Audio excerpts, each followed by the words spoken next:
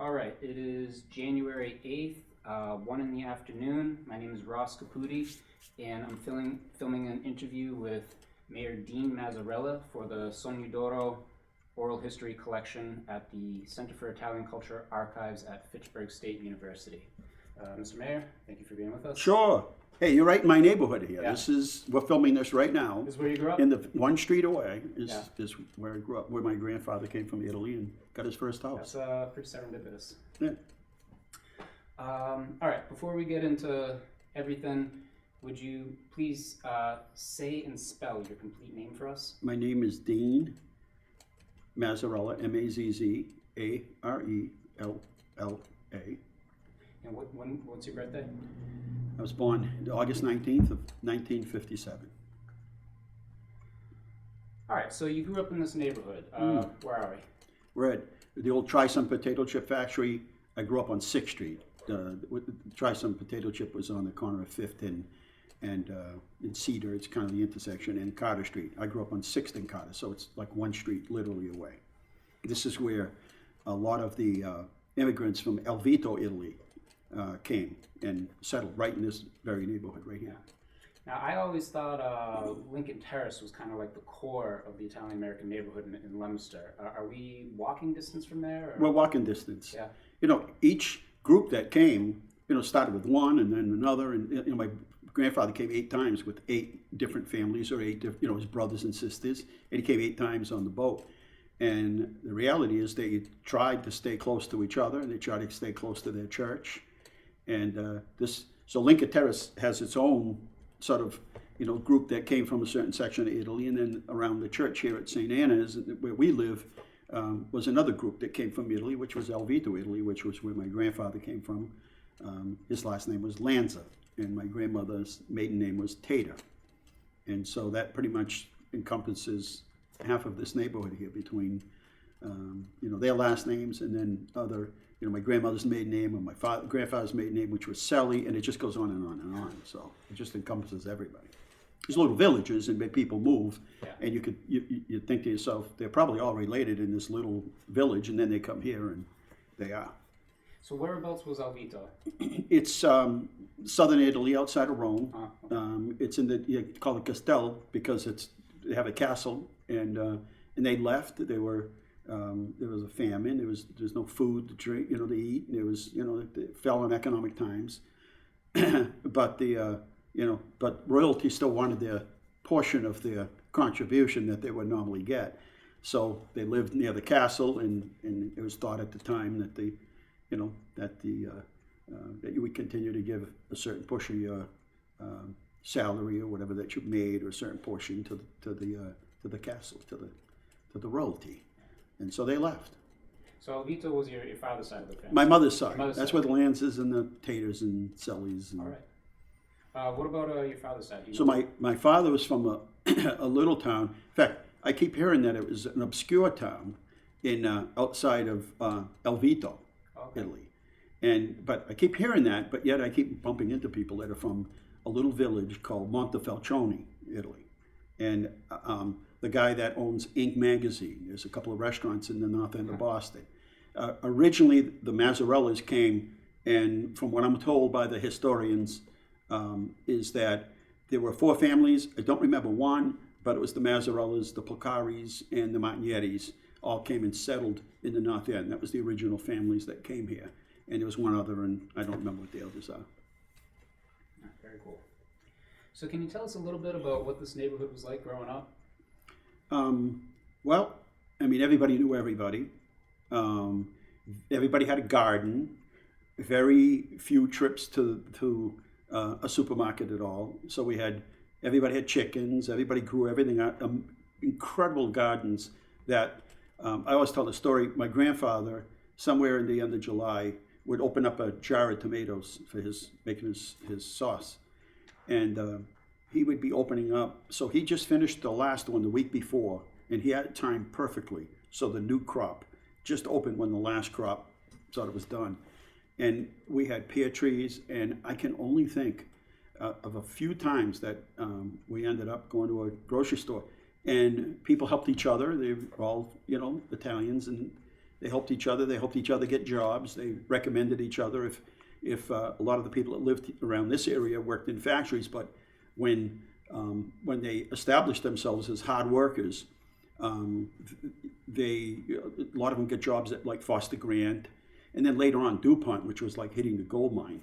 But they got jobs, and if you got a job at Foster Grant, you were doing okay. And so a lot of the Italians that were around here, some of them even had executive jobs at Foster Grant, and then later a lot of them worked at DuPont. They put their kids through school and college. They bought houses, helped their kids. But a tight-knit community. Two sisters lived, one on 6th, one on 5th. They'd visit each other, and when they got home at night, if it was dark, they had a little code with the light on the front porch, and they would flicker it 2 or 3 times to let the other one know that they were home and they were safe. There was a party line on the telephone, so you could pick up the phone and hear what your neighbor is talking about, or your neighbors. But generally, there was a click in there, so they knew somebody else was on. But really helpful in a tight-knit group. One of the other stories I like to tell is there's a bean tree on my front lawn. And in Alvito, Italy, where my grandmother and grandfather were from, there was a fountain. And every day, the ladies would go to the fountain and to get water and wash things and bring water back home.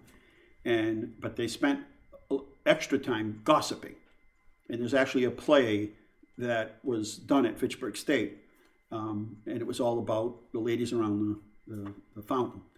And I had my mother with me that day, and I said, "Ma, this is amazing." And she said, "What?" I said, "All those ladies, my grandmother was alive, would all leave their houses after the husbands went to work. They did all their errands and chores and, did all the things they do. They'd all have their aprons on still. They'd come over and sit under the bean tree in the summer where it was nice and cool and gossip, just talk about what's going on. And then somewhere around 11:30, because most of the guys come home at lunch, they would all just disperse and take off. So it was an hour and a half of just getting together and fellowship, I guess, so to speak, and some gossip in there. But it was very much like that play that they did about, centered around the center, the fountain where people would go and then take extra time to do whatever they had to do there, because that was their chance to, there were no phones, so that was their chance to gossip. But just a real safe, nice, and everybody in this neighborhood here had kids who I'm still friends with. We all are still friends in this neighborhood. It's amazing. We went pretty much to the same school, and there was a lot of mostly Italian kids in the school, but not all. And this was the dividing point. This area here, like Carter Street, was the dividing point for schools. So if you're on the other side of the street, you pretty much went to the old Spruce Street School. If you went to the other side of the street, you went to Lancaster Street School. Some kids went to parochial schools, but not many. Now, more sort of away from the Lincoln Terrace area, that was the French neighborhood, right? Yeah. So if you drive down Mechanic Street in Leominster from town, the left-hand side was pretty much French Hill, but there was still on the right-hand side, there was probably a couple of blocks that were still French Canadians, and then it was pretty much Italian from there all the way up to Lincoln Terrace and Lancaster Street, and even a good part of Central Street. Now, was it the case that these different neighborhoods ended up going to different elementary, middle schools? Yeah, and in fact, you can drill down a little deeper, and each section of Italy had its own social club here. Mm-hmm. So ours was the Colombo Hall, and then there was the Santa Maria and the Foggia Club and the Saladini. There were 8 or so of them, and there were a bunch of clubs that weren't licensed clubs, but again, they were clubs, and fellowship and bocce and all of that. But yeah, it seemed like at the time, at least when I was growing up, that at first, before the Italians built St. Anna's, they went to St. Leo's. But it at some point in the history of the city, it was mostly Italians that went to St. Anna's, mostly at St. Leo's. These are the Catholic churches. St. Leo's was pretty much Irish, and the French Canadians went to St. Cecilia's.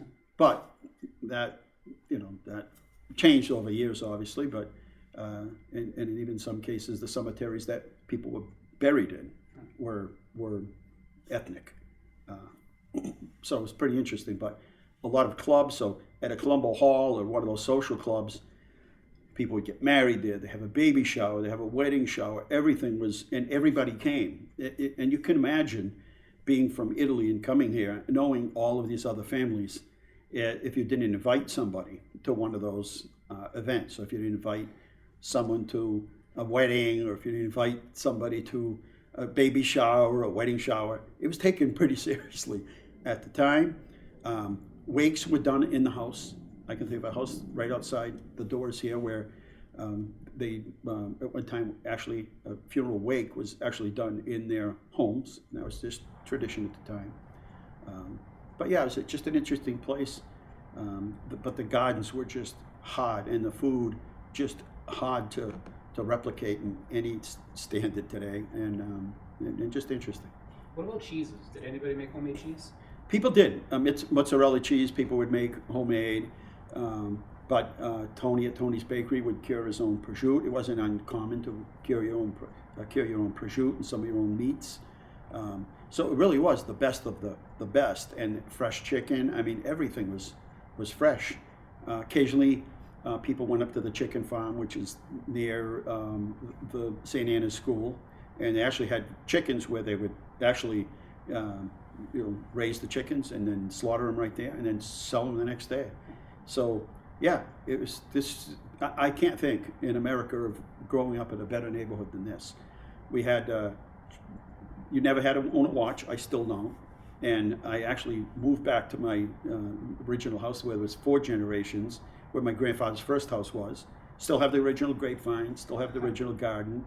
And the thing here was, living around here, is you never had to own a watch because you had the bells at St. Cecilia's and the bells at St. Anna's. So there was really no need to, and then the whistles from downtown. So there was never, I still don't own a watch. That's pretty cool. And never needed to. And I still hear the bells, and I still hear the whistles. And so it's just a dynamic place to grow. And there were some lots around here where there were no houses. So we played baseball or football or anything inexpensive. Street hockey, and we challenged the kids from French Hill to play us in street hockey, and occasionally they let us win a few. Actually, we did pretty good. So all in all, this is self-contained. Really, there were they had Rocker's Market on Middle Street. They had Selly's Market on 6th Street. They had Terracini's Market on 5th Street, and a whole lot more. It seems like every corner there was some sort of a grocery store or a barber. So there's really not a whole lot of need to excuse me, to go to, to go downtown. Going downtown was a big event to go downtown. I'm sure you're aware, different regions of Italy have very distinct cuisines. Yes. Did your mom cook any kind of regional dishes in the house, or was it sort of just general Italian-American? No, my mother and my grandfather was a very good cook. He, from what I'm told, that when they had the war, he had a chance to go back to Italy and serve there, or serve in the United States. He went back to Italy, and he became a chef for one of the high-ranking military. And my grandmother had diabetes, so he had to cook special foods for her, but he was an incredible cook, incredible. And my mother was pretty much on that end, and then when she met my father, she picked up on a lot of the napolitana. She picked up on a lot of the recipes. I could not have been any more blessed than any other human being. My father was a good cook, and he actually fought in Korea, so he came back with recipes from Korea. And he could cook good. My grandfather could cook good. My other grandfather, my mother could cook. I had a whole family, a whole extended family. And my great-grandmother, and everybody was just known for just cooking. And so my mother pretty much sent it towards the original Alvito, sort of the poor man's food. And then later on, when my mother met my father, my mother picked up on a lot of the recipes from my grandfather. So I imagine Sunday dinners must have been quite an affair at your house. All I could tell you is a lot of times now, my father's mother was from the North End. My father actually lived in the West End near the Boston Garden. And so we had family out there, had family there, but there was a good time where we'd leave on a Friday night and not come home till Sunday night. And it just seemed like dinner started at 5 o'clock at night on a Friday and never ended until somewhere around 7 o'clock. The parents were always around the table. There was always food. It was never ending. And then, as kids, a lot of my cousins the same age as me or close to. And so we were all best friends, but there was never a time. I mean, I remember waking up some mornings during holidays especially, and they'd already be at the table. I mean, anytime I woke up, even use the bathroom or whatever, there were already people at the table, and it never, that's it. It was all around. I don't remember anybody occasionally watching a game or something, but it was always centered around the kitchen. What about like traditions, holidays growing up? Were there any particular saints that your family celebrated? So St. Anthony is sort of the big one from us, and that comes from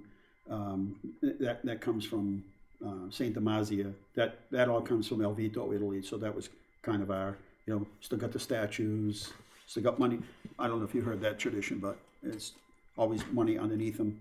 That way, tradition is not the one where like you pin it. No, this is money underneath it. And that way, no matter what happens in life, if you ever really have to resort to it, there's always $5 or $10 or a $20 bill under it. And ironically, most cases, from what I've heard, no one's ever had to sort of lift the statue and peel off the $20 at the bottom. So you got to remember, for them immigrating here to the United States, they were poor. They didn't have a whole lot of money. They didn't have anything, and they came here, and my family had 5 kids. My mother had 4 brothers and sisters. So when they came here, they had virtually nothing, and lived very conservatively, and worked their way, as I said. All kids went to college, got a good education, and that was a tough time for them.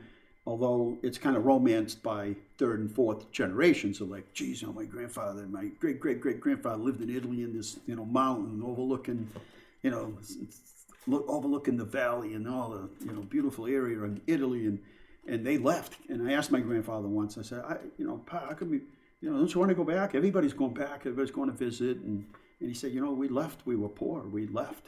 I went back and forth on the boat. And, for him, it was the American dream. For us, it's romance, and a lot of good memories there. I think I was telling you the story when I first got elected. Jack Tater was the city accountant, city engineer. And my Uncle Larry walked in one day, and I was first elected, and he said, "This is incredible." And I said, "What?" I said, "What, Uncle Larry?" He said, "In Italy, my backyard was Jack Tater's backyard. And we had a little gate that went back and forth to the through properties." And he said, one day the gate opened, and it was Jack Tater's mother. He said, I was about 9 or 10. I remember him coming through the gate, and Jack Tater's mother was holding Jack Tater in her hands to bring him over to see my grandmother at the time, or what would be my great-grandmother. And so my uncle said, "This is remarkable because you're here at City Hall in this office, and the next office with a door between the two is right here. You have a door between you." His family's from El Vito, Italy. Our family's from El Vito, Italy. We had a little gate. You guys have a door between you. That's incredible. And that's like, how do you match up that story?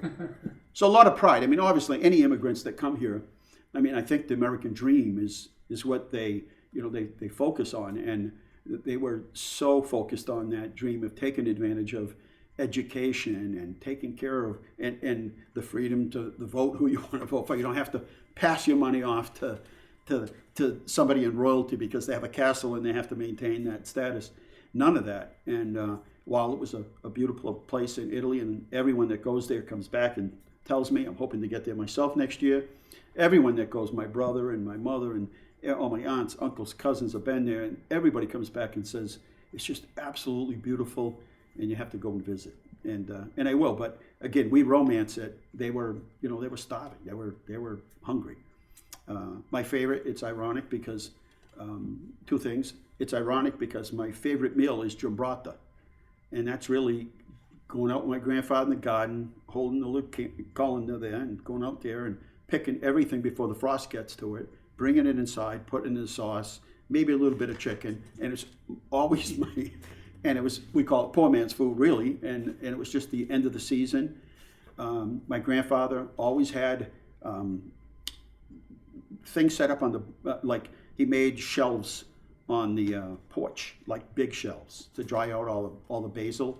So the month of September and October always smelled as basil. The whole house smelled like basil, and so that was my favorite of all favorite foods. The other thing is, my grandfather lived downstairs, which is like the best thing in the world when you can have your extended family or your grandparents live in the same house. So our apartment was on the second floor. My aunt lived on the other side. There were 3 apartments. My grandfather lived on the first floor. We would eat supper with him around 4, 5 o'clock.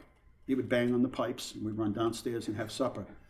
And my mother would come home from work probably around 6 o'clock, and she usually prepped early in the morning, so we could usually eat by 6:30, and we'd eat again.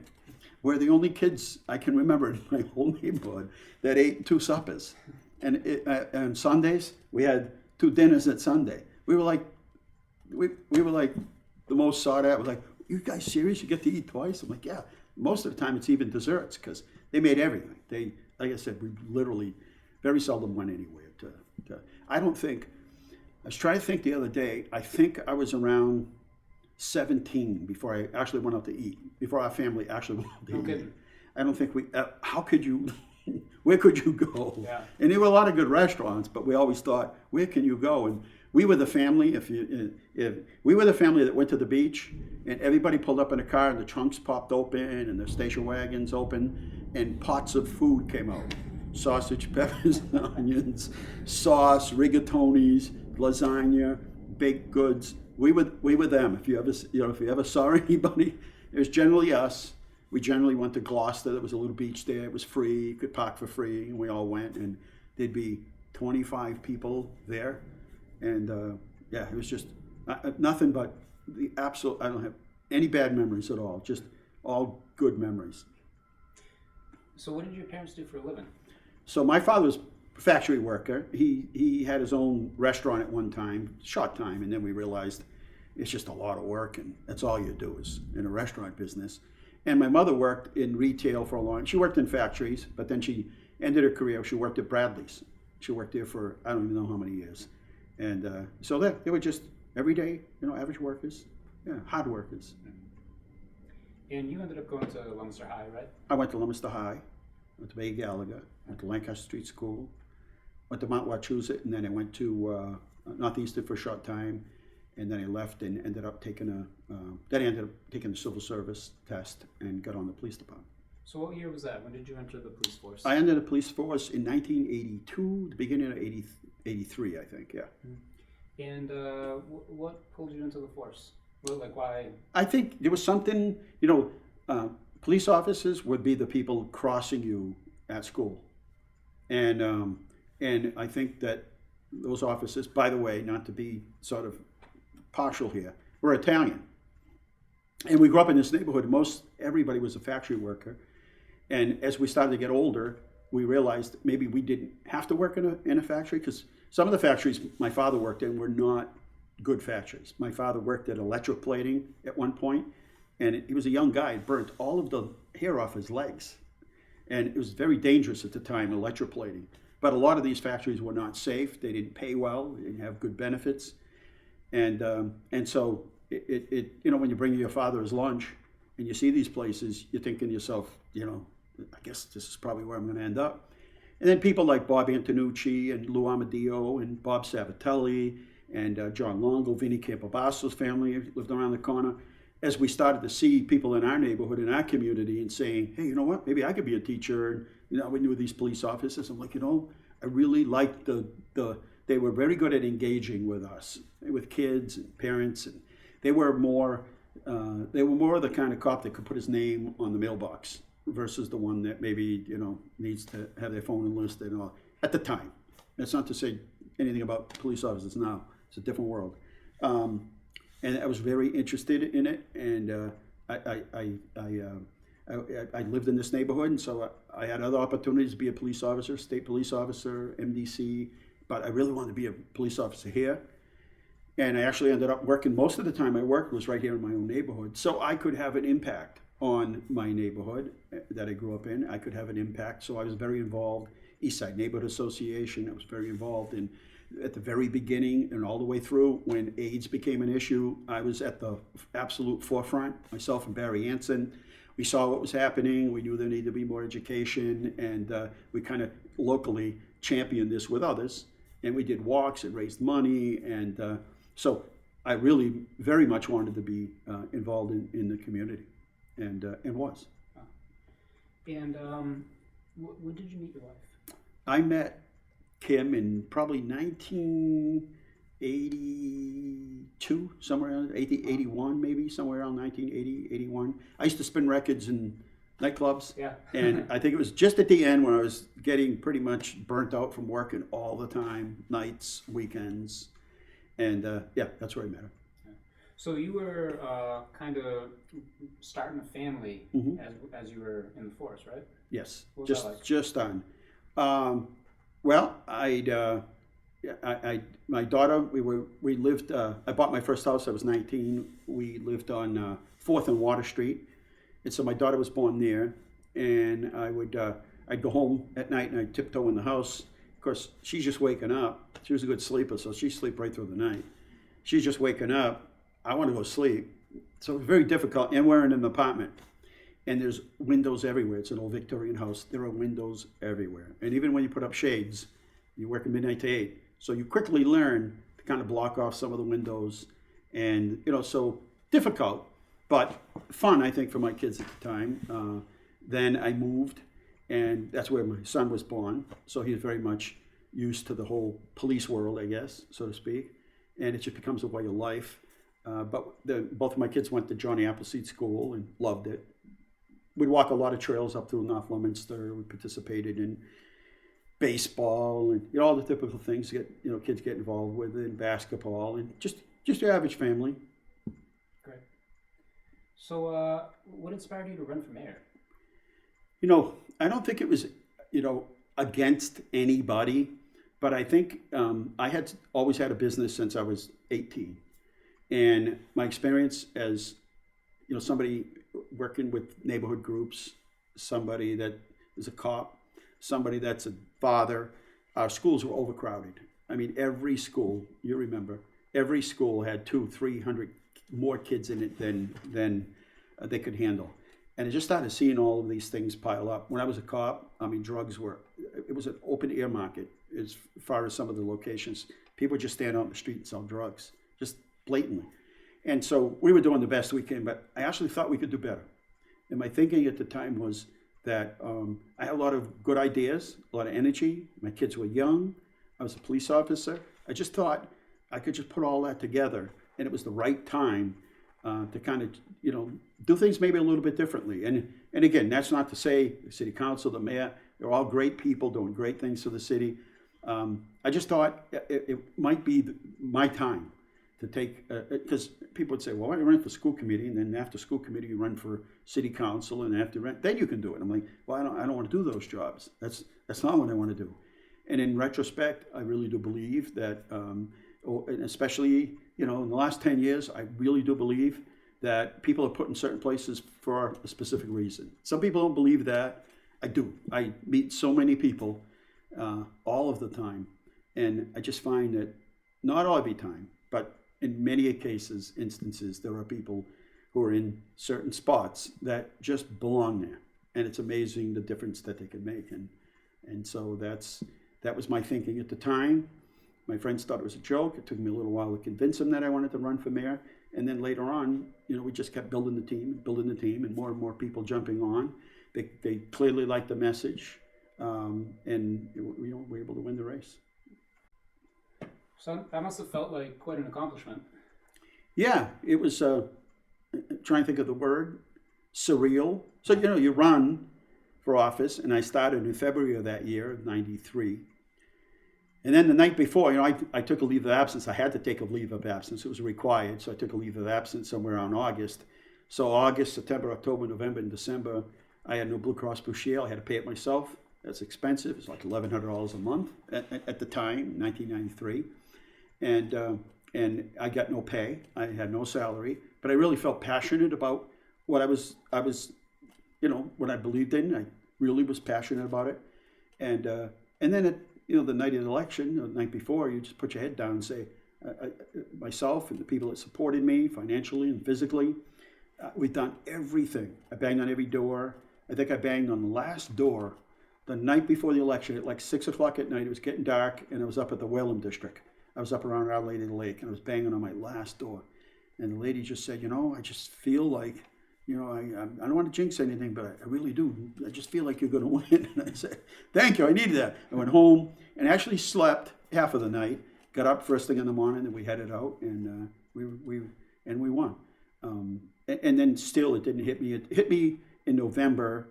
I went for training. They had these courses for mayors, which now I teach. I'm sort of one of the instructors, but the instructors sort of orientation for new mayors.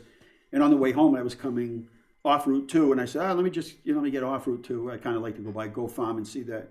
And I was saying, to go by Go Farm, all of a sudden, the whole city just opens up. You see the steeples at the churches, you see all the lights, you see everything. And it was at that very moment that it hit me that I was elected mayor. And all of a sudden, that enormous feeling of these people are counting on me. They are depending on me to do what I said I was going to do, but just in general, to represent their city. And it was at that very moment when it's kind of like a proud moment, but at the same time, a little bit scary. Yeah, it's a lot of responsibility. It is. It's a massive sort of thing. And, my campaign mottos have always been, I came in with no hooks and I'm leaving with none. And also, I campaign, my other motto is campaign by doing the job. Don't wait until it's September before the election. Everything you say we're going to do it. That's very important because people remember. If you think people forget over the summer or over a year until you're ready to run again, people don't forget, and they shouldn't, and they should hold you accountable. How long have you been doing this work now? I've been mayor for 30 years. I just started in January 2nd on my 31st year. Wow. Yeah, it is a while. It's and I feel that same sense of gratitude, humble.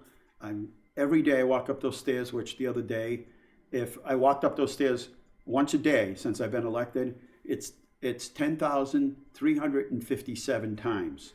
That doesn't count the times I'm in and out the building. And each time, and I thought, how could you think the same way every single time?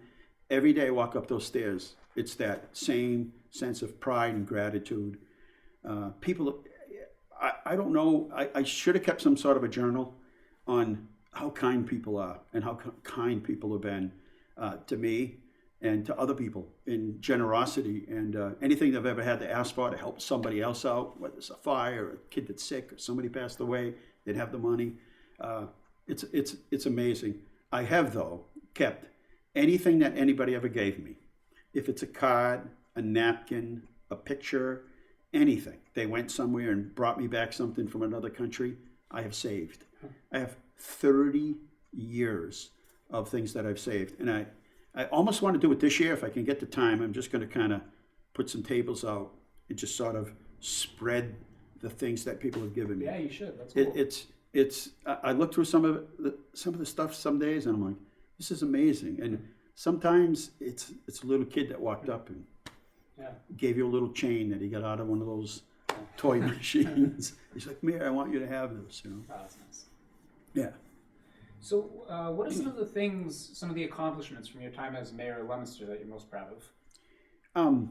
So the word accomplishment, it varies. So I know a lot of times people judge it by, you built a school, you built this, you built a park or that. And so one of the things that we did that I think everyone can jump on board and say, hey, we supported this effort, was we saved Shoreland Farms. So Shoreland Farms was the last running orchard in the city of Leominster. It's up near the Sterling line. It's got a beautiful view. There's reservoir water in the back. It's just beautiful panoramic views. You can see Boston some days. And that was something that, and I say this was one of the things that I'm most proud about, but most proud of the fact that how many people came out to help us to save the farm. But B, the farm, the idea was save the farm, it's a piece of land. But from what came from all that was friendships from people that volunteer to work in the farm. There are colleges that come to do trials and studies there. People it was private property before, people can hike, bring their kids, get them outdoors. So we thought we were buying a farm, but all those things that came with it are sort of value added, so to speak. They're all things that we didn't think of when we did it. Yeah. At the end of the day, we get apples.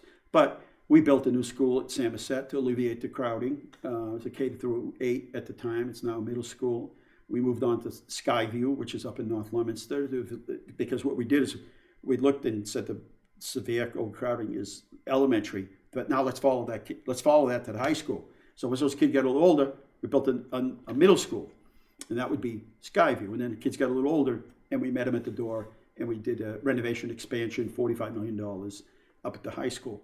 We're about to take on the next project, which is the Fallbrook Elementary School. So that'll be the fourth project that we did. We built a new library. We're just finished the police station. We've taken over the old Lancaster Street School to make it the fire headquarters and the training center. We've done all of our parks. We've built water parks. One of the big things, I hear it in every city. I don't care where you go. You could be in Ocala, Florida. There's, oh, you're from that side of the tracks, or you're from that side of the tracks. And we cultivated this thing that was called Citywide City Pride. It didn't matter where you were. It didn't matter what school you went to. We wanted to make sure that every school was a school that everybody desired. So somebody picked up the paper and there was a house for sale. We didn't want them to say, oh, I don't want to go there. That's that school, and it's not a good school. And we wanted equity amongst the schools, and that was an important issue. It's the same thing with this side of the tracks and that side of the tracks. We really wanted to make sure that there was nobody in town that could say, oh, that side of town. That's where all the parks are built. That's where all the nice schools are. None of that. So we took this effort over 30 years, and I think most people would agree, maybe not, that we have we've provided equity through the whole city, whether it's a park, a water park, whatever it might be. We have spread those out, a playground at a school. We have spread those out all over the community. And so there's not, I think there's always that sort of, oh, you're from that side of the tracks. You're from this side of the tracks. I've lived on both sides of the tracks. I'm back to where I originally started.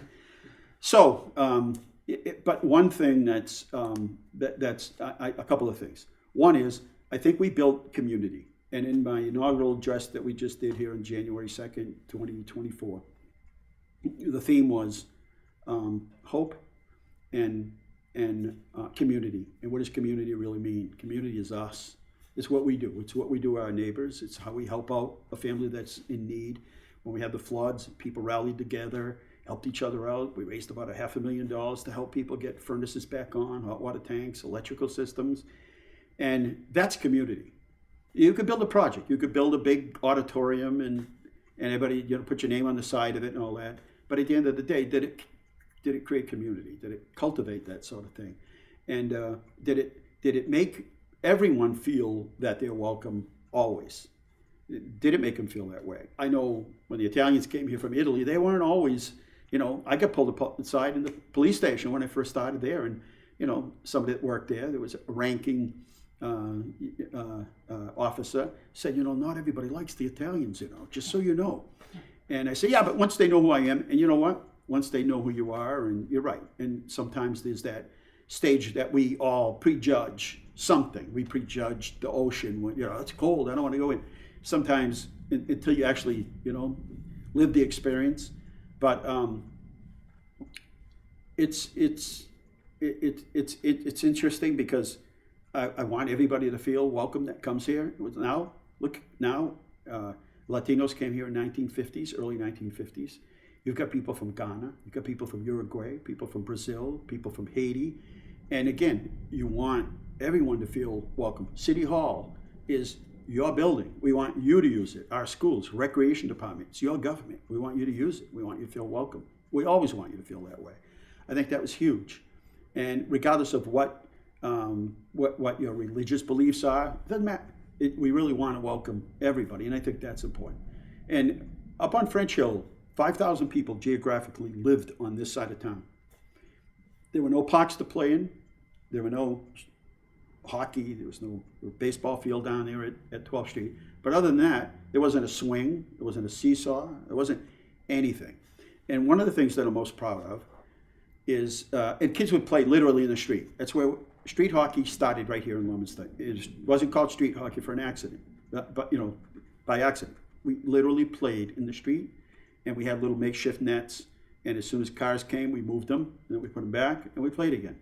That's how life existed here for 50, 60 years. Kids played in the street, and there was no place to gather. There was no place to take little kids, put them on a swing, just to walk them. And one of the things I'm proud of, and that we were able to, with a team and a great grant writer and a good city council and funding from the city and the state, is we did that Mechanic Street next to St. Cecilia's, that park. It goes all the way back to almost Spruce Street, Walls Court, all that area. It's a beautiful park. And you see kids playing soccer, baseball, riding their bikes, playing their guitars. They're on swings. We have a little splash water park there. That's really brought community together. It's where community starts with kids playing with each other in the playground. And that's been, and to even add to how wonderful it's been, we have a guy in great DPW and Parks Department. We have a guy that works part-time. He's a retired guy. His name's Bernie Gallagher.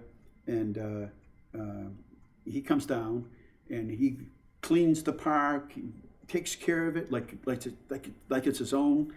And he actually goes around the neighborhood cleaning up. And people see him and how he treats the park. And that's what they need to see, right? Somebody cares about this park. I'm going to take care of this park. We've had no trouble down there at all, and that's one of the big things that I've been most proud. It might not be the most significant, but we've done things like cap the landfill. All of our treatment plants have been rebuilt, and all our dams have been rebuilt, and water tanks and public infrastructure, roads. We've spent millions. Almost 5,000 acres of land that is owned now by the city through grants and everything, owned by the city and protected in perpetuity. Will never be built on in the city of Leominster. Always there for people to go out, take their families, go for a walk, go for a hike, and enjoy nature. That's great. This next one's a two-part question. Yes. So, now that you got kids and grandkids, Sure. Is it important to you to pass on Italian culture? And if so, how do we do that? Well, my kids are lucky. Their grandmother's 94, going on 95. They were surrounded by it since we lived right around the corner. They lived right around the corner from their grandparents. They're also half Greek, so they enjoyed that part too. I mean, that to me, that's what I said. I've been blessed with the world of food, and I've had it all. And so they've been blessed by that part. But yeah, I think it is. I think it's important to pass that on, even though today the Greeks would once marry Greeks, the Italians would once, that's how it went. But now, I think it's important that we carry all of our traditions. So our kids not just have Italian cultures, but Greek and the French, Canadian. Everybody has such wonderful cultures and traditions. But I think, my daughter makes saw. I think it's part of their life.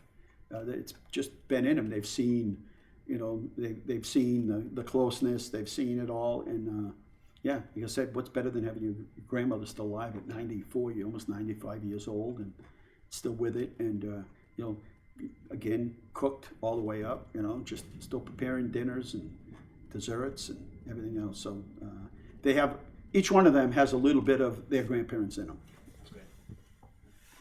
So any concluding thoughts or remarks?